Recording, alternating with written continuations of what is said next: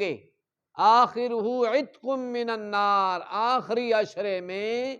جہنم سے خلاصی نصیب ہوتی ہے۔ اللہ ہی جانتا ہے ہم میں سے کون جنتی اور کون جہنمی ہے جی۔ تو اگر ہم چند دن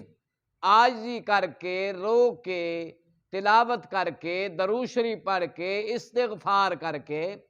اور نیک اعمال کر کے، صدقہ کر کے، کوشش کر کے، رو دھو کر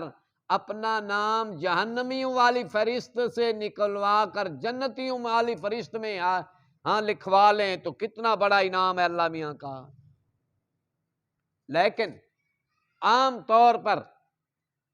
جس طرح اس مبارک مہینے کی قدر کرنی چاہیے وہ ہم نہیں کر رہے، فضول گپوں میں ہمارا ٹائم ضائع ہوتا ہے، کھیل کود میں ہمارا ٹائم ضائع ہوتا ہے، موبائل میں ہمارا ٹائم ضائع ہوتا ہے، فلمیں دیکھنے میں ہمارا ٹائم ضائع ہو رہا ہے، اور تماشے کھیل کود میں ہمارا وقت ضائع ہو رہا ہے۔ یہ انتہائی رحمتوں اور برکتوں والا مہمان مہینہ جی اللہ کی طرف سے بھیجا ہوا، جو اس کی قدر کرے گا اللہ پاک اس کی قدر فرمائیں گے۔ اس لیے فضول باتوں سے بچنے کی کوشش کریں، درود شریف پڑھیں، کلمہ شریف پڑھیں۔ تھک گئے روزے سے، روزہ دار تھک جاتا ہے، ٹیک لگا لی ہے یا لیٹ گئے، پھر بھی زبان اللہ کی یاد میں رہے، سبحان اللہ، الحمدللہ، لا الہ الا اللہ، اللہ اکبر، لا حول ولا قوت الا باللہ العلی العظیم، لا الہ الا انت سبحانک انی کنت من الظالمین۔ اپنے گناہوں کو یاد کر کر کے اکیلے بیٹھ کر مسجد کے کونے میں یا گھر کہیں مصلی بچھا کر، دن ہو رات ہو، 5 منٹ ملے، 10 منٹ ملے، گھنٹہ ملے، سوا گھنٹہ ملے، جتنا بھی ہو بندہ اللہ کی یاد میں گزارے اور اپنے آپ کو عاجز محتاج سمجھے، مالک تیرے تو بڑے انعامات ہیں، تو نے مجھے انسان بنا دیا، خنزیر نہیں بنایا، سور نہیں بنایا جی، جانور، گندے جانور، کتا نہیں بنایا، یا اللہ تیرا فضل ہے، تیرا کرم ہے، تو نے اشرف المخلوقات میں سے مجھے بنایا ہے، اور پھر ایمان والی دولت سے مالا مال کیا ہے، موحد بنایا ہے، توحید کا پرستار بنایا ہے، شرک سے بچایا ہے۔ اولئک ہم شر البریہ، مشرک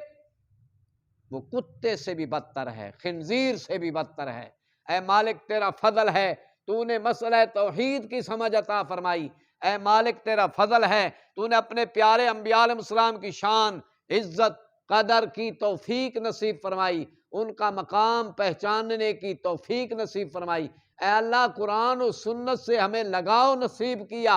اے اللہ ٹوٹی پھوٹی عبادات کرنے کی توفیق نصیب فرما دی، یہ تیرا فضل ہے۔ اصل روزے تو جناب محمد صلی اللہ علیہ وسلم کے تھے، اصل روزے تو حضرت ابوبکر صدیق کے تھے، حضرت عمر فاروق کے تھے، حضرت عثمان غنی کے تھے، حضرت علی حیدر کرار کے تھے، حضرت امیر معاویہ رضی اللہ تعالیٰ عنہ، حضرات حسنین کریمین اور نبی علیہ السلام کی بیٹیاں اور نبی علیہ السلام کی بیویاں، صحابیات، صحابی اور آپ صلی اللہ علیہ وسلم کے قریبی رشتہ دار، اہل بیت ایمان والے، اصل روزے اور اصل عبادات تو ان کی تھیں۔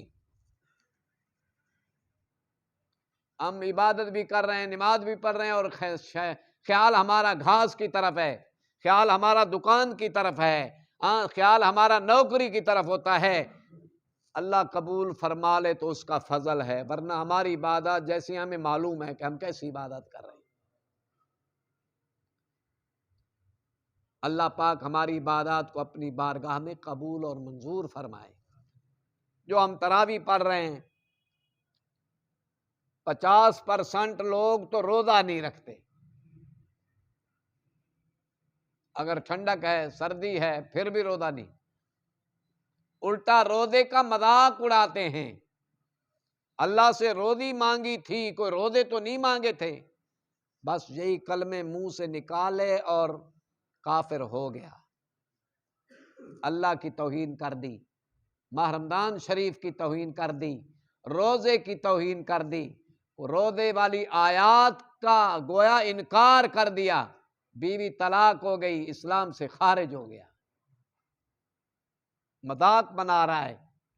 گپ کر رہا ہے اسلام پر، احکام اسلام پر جی۔ اور جو دو روزے رکھتے ہیں تراویح نہیں پڑھتے، اگر پڑھتے بھی ہیں مسجد میں آ جائیں گے پھر موبائل سے کھیلیں گے۔ امام صاحب پڑھ رہا ہے، دو تین بوڑھے پیچھے بیچارے کھڑے ہیں، امام نے اللہ اکبر کیا، بوڑھوں نے کر دیا، باقی جوان بیٹھے ہیں کھیل رہے ہیں۔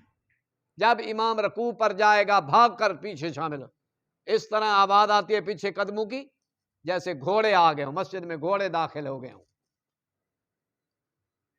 امام پڑھ رہا ہے قرآن شریف تراویح ماہ رمضان شریف میں، قدر والے مہینے میں، اور یہ کھیل رہا ہے۔ حالانکہ قرآن شریف جب پڑھا جا رہا ہے تو آپ درود شریف بھی نہیں پڑھ سکتے۔ ایک جگہ قرآن شریف پڑھ رہا ہے قاری صاحب، آپ درود شریف پڑھ رہے ہیں، نہ، آپ نے خاموش رہنا ہے اور قرآن شریف کی طرف توجہ کرنی ہے۔ اذا قرئ القرآن فاستمعوا له وانصتوا لعلکم ترحمون۔ جب قرآن شریف پڑھا جا رہا ہو، قرآن کی قرات کی جا رہی ہو، کوئی استاد پڑھ رہا ہے، کوئی قاری صاحب پڑھ رہا ہے، امام صاحب پڑھ رہا ہے، آپ اس کے پیچھے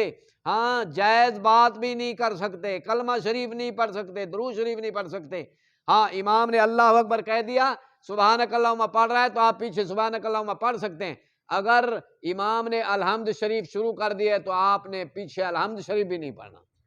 قرآن شریف کو سننا ہے، توجہ سے سننا ہے۔ اس لیے یہ دنیا کی باتیں کرنا یہ قرآن پاک کی اور تراویح کی توہین ہے۔ جو امام اللہ اکبر کرے فوراً شامل ہو جاؤ، اور اس کا ثواب کتنا ہے؟ بہت بڑا ثواب ہے، بہت بڑا ثواب ہے۔ قرآن شریف کی قدر کرنا، روزے کی قدر کرنا، تراویح کی قدر کرنا، جی قرآن پاک کی قدر کرنا۔ اللہ من صام رمضان ایمانا واحتسابا غفر له ما تقدم من ذنبه۔ میرے لفظ نہیں ہیں، ابھی میں پڑھ رہا ہوں، اصل لفظ ہیں اللہ کے سچے رسول صلی اللہ علیہ وسلم۔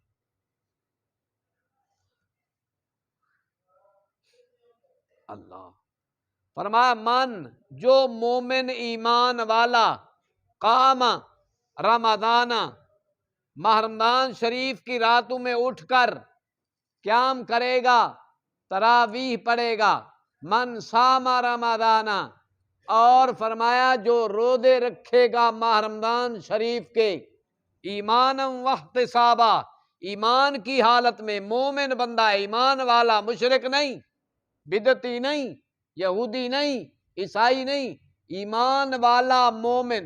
ماہ رمضان شریف کے روزے رکھ رہا ہے، حالت ایمان میں شرک سے بچتے ہوئے روزے رکھ رہا ہے،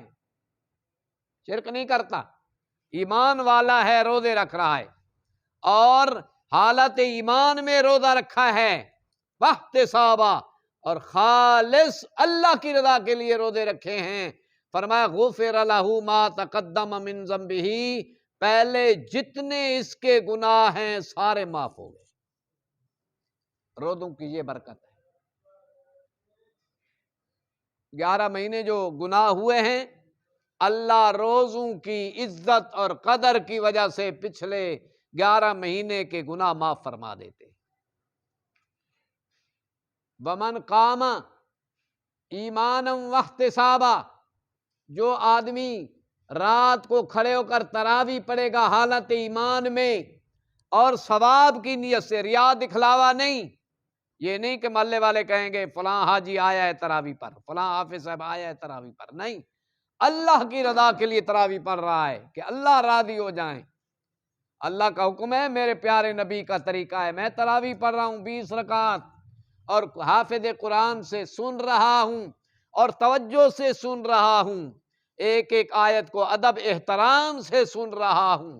گپ نہیں لگا رہا، موبائل پر نہیں وقت ضائع کر رہا، آپس میں باتیں خسر پسر نہیں ہو رہی، ہاں امام صاحب نے اللہ اکبر کہا اور اس نے بھی اللہ اکبر کر کے نیت کر کے اللہ اکبر کے تراویح شروع کر دی ہے اور خالص اللہ کی رضا کے لیے قرآن شریف سن رہا ہے، تراویح پڑھ رہا ہے،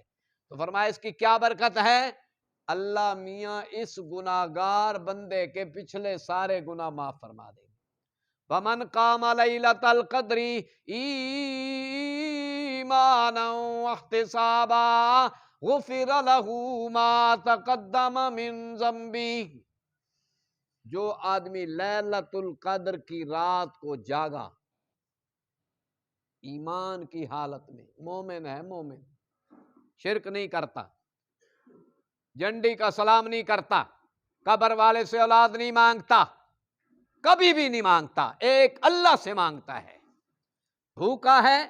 کھانا اللہ سے مانگتا ہے، پیاسا ہے پانی اللہ سے مانگتا ہے، اولاد نہیں ہے اولاد اللہ سے مانگتا ہے، ناجائز مقدمے میں کسی نے پھنسا دیا تو یہ دعا مانگتا ہے، یا اللہ تو ہی پار لگانے والا ہے، تو ہی میری مشکل حل کرنے والا ہے، میری تکلیف کو ٹالنے والا ہے۔ ہاں کسی غلط طریقے سے کوئی کام نہیں کرتا، رب سے دعائیں مانگتا ہے، رب کے سامنے روتا دھوتا ہے اور دامن پھیلاتا ہے۔ اللہ پاک فرماتے ہیں ایمان والا لیلۃ القدر کی رات کو جاگے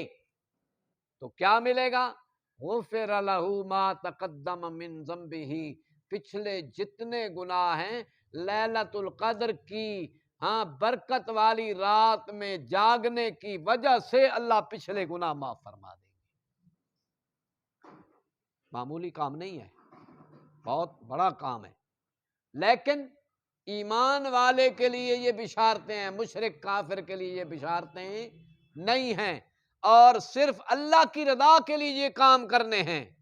یہ نہیں کہ صبح کو لوگوں کو کہوں گا کہ میں ساری